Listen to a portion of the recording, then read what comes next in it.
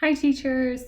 In this video tutorial, we're going to talk about a topic that I am very passionate about, one that I have used in the classroom with students, and one that I'm excited about because it gives our students an opportunity to really go beyond the classroom with the capabilities of technology and learn from other people in the world. So we are going to be talking about connecting with the world in a few ways that you can do this. I'm going to share some examples to help you get started and also some tips and tricks that you might consider.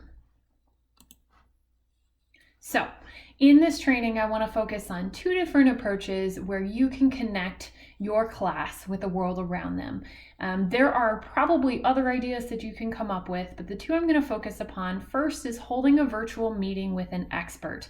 So there are thousands of individuals out there who are obviously way more knowledgeable than we might be on a certain topic. Even if you're someone who works in a very specific subject, there are experts that maybe are better at things that we don't have strengths at. And bringing those people into our classroom to share their expertise can help make connections with students and then also give students an opportunity to break up just where they're learning their information from. I'm going to give you some tips and tricks for how to get started with that. And then the second way that I want to talk about is how you can reach out and connect with hundreds of people, thousands of people who are maybe not experts, but they can provide you with some information or data that your class can process through.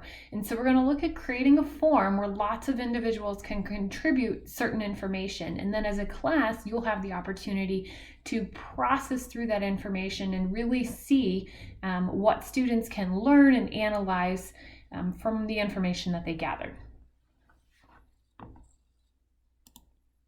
So we're going to jump into it. We're going to give you some examples of different places you can find experts or those willing participants if you're using a form. So the first place that you might want to start is social media.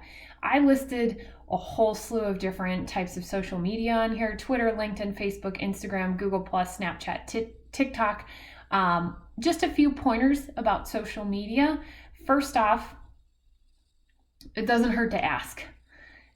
You'll have a lot of people that ignore your post altogether, but you only need a good solid group of people that take the bite. If you are someone who doesn't use one of these platforms, find someone in your circle who does and can share this information out with their followers.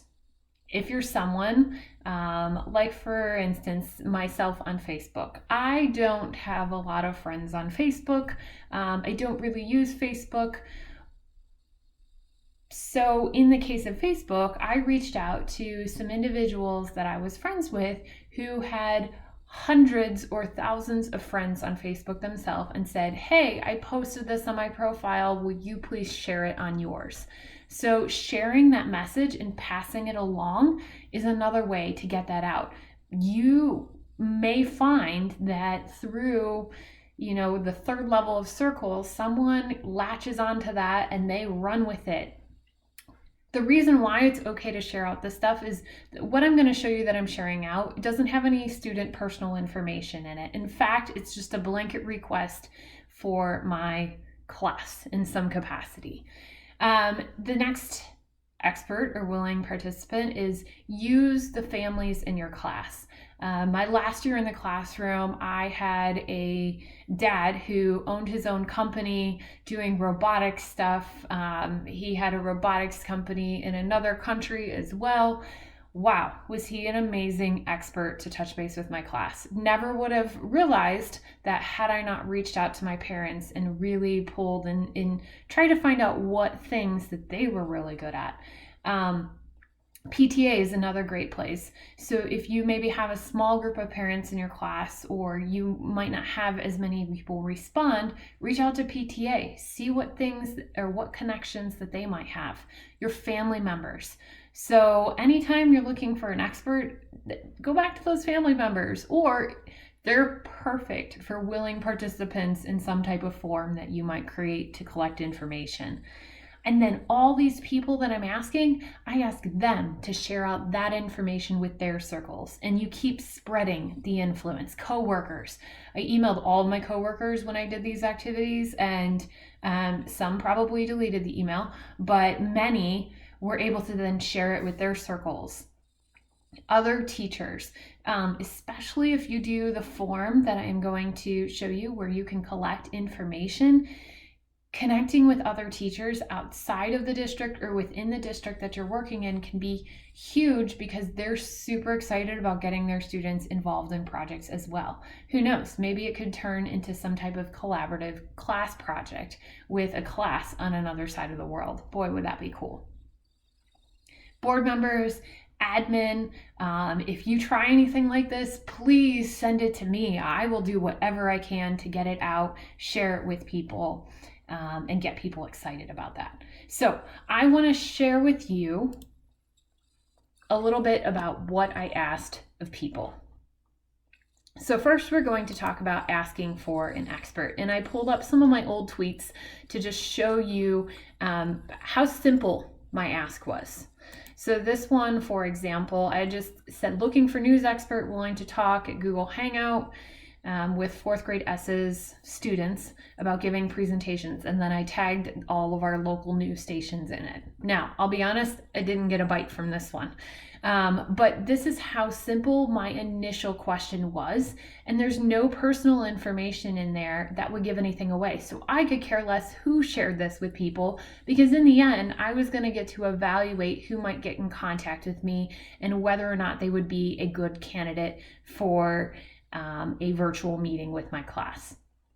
So I also did a lot of searching on Twitter, watching some videos, and reached out to some specific people. So for example, I had a teacher in Australia. Actually, I believe she worked in Taiwan before that, but a teacher in Australia.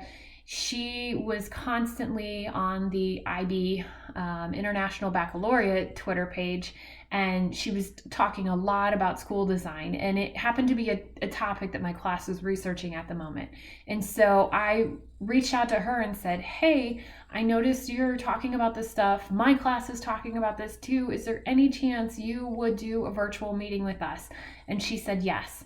Another person I met at a conference, an educational conference that I went to, and at first she wondered, how do I know you? And once we connected over the conference, she was more than willing to jump in and teach my students about how to create clear and concise presentations and utilize images in a different way and really understand visual literacy in their presentation creating.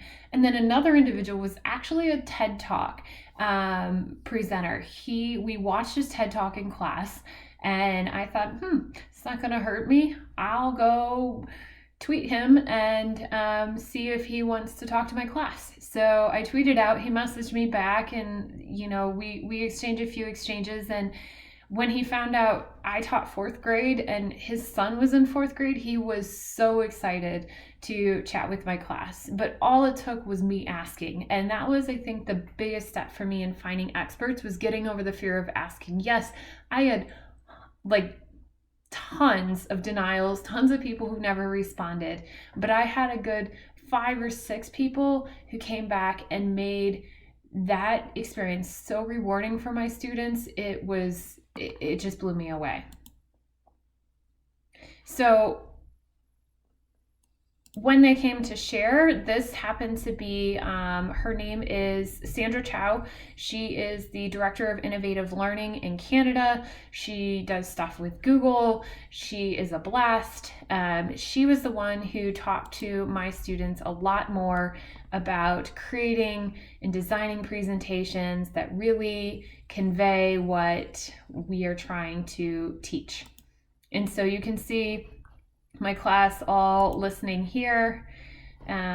She created this interactive presentation, and it wasn't her just doing a slideshow, but she was actually interacting in a Google slideshow, walking students through how to do different things in their presentation, things to avoid, things to try, and they ran with it. The kids ate it up, and it was so much more interesting than me standing up in front of the classroom talking about how to make an interesting presentation. So, and then in the end, we even had the opportunity to send her a little thank you card and a picture of our class, and it was a great connection for our class to make. So when you're deciding what you need to ask of that individual, first, make sure that you are specific. When you are putting out, you don't want to just ask for an expert in the field, but be very specific about what you want them to be an expert on. Be to the point. So when I initially contacted Sandra, I had asked her, hey, I'm looking for someone who can teach my students about how to use visual literacy and create clear presentations that convey their meaning or whatever. It was a little less wordy than that. And sometimes I added the I'm a teacher, especially people who don't work in the education realm. When they heard that I was a teacher and I wanted to learn from their expertise, many of them were much more excited to share. So keep those requests very to that point and specific. Now I want to talk about the next way that you might connect, and this is through a form. So I'm pulling up a form that actually, this is the form that I used initially with this project with my students. I created the form. I didn't know how this was going to go. I was going to be happy if 10 people responded to my form, and the kids would have been excited there too. And I prefaced that with the kids, like, hey, by the way, we might not have anyone respond. We'll roll with it and go. So I kept my form, again, specific to the point, simple. Gave some directions about being on the hunt to learn about landforms around the world, how they were created. We'd love if you take a moment to share one or more pictures of landforms found in your area. Please feel free to share this with anyone you think might be interested. And this was key.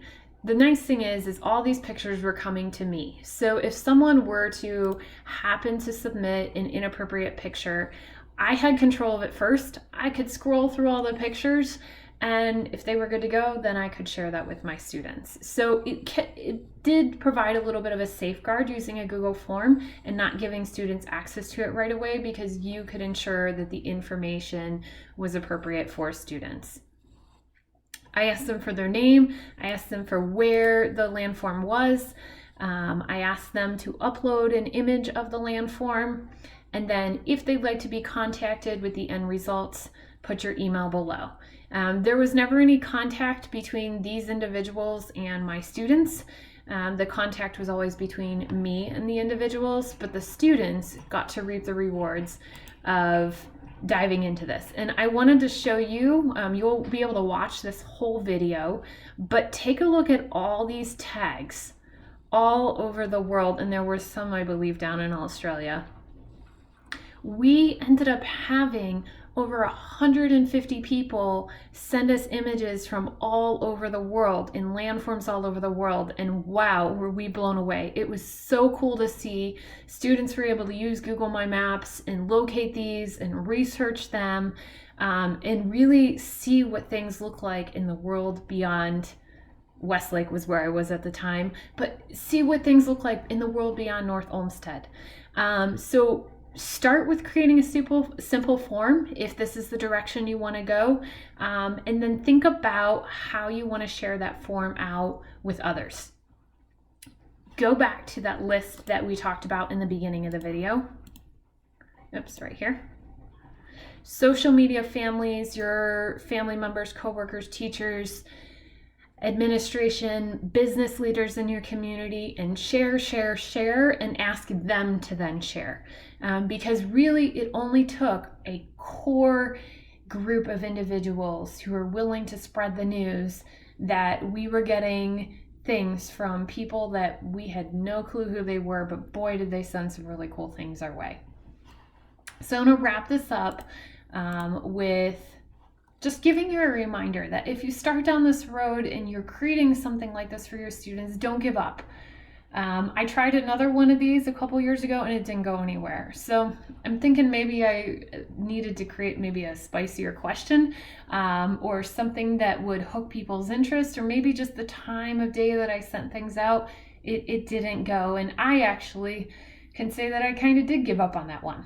And so no wonder it didn't really go anywhere, because I stopped trying.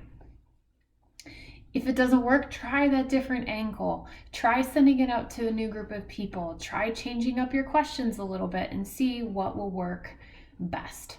So hopefully you give this a try, because boy, was it such a rewarding project for my students, and one that if I were to ever find myself back teaching in a classroom, I would use 100% again with my students.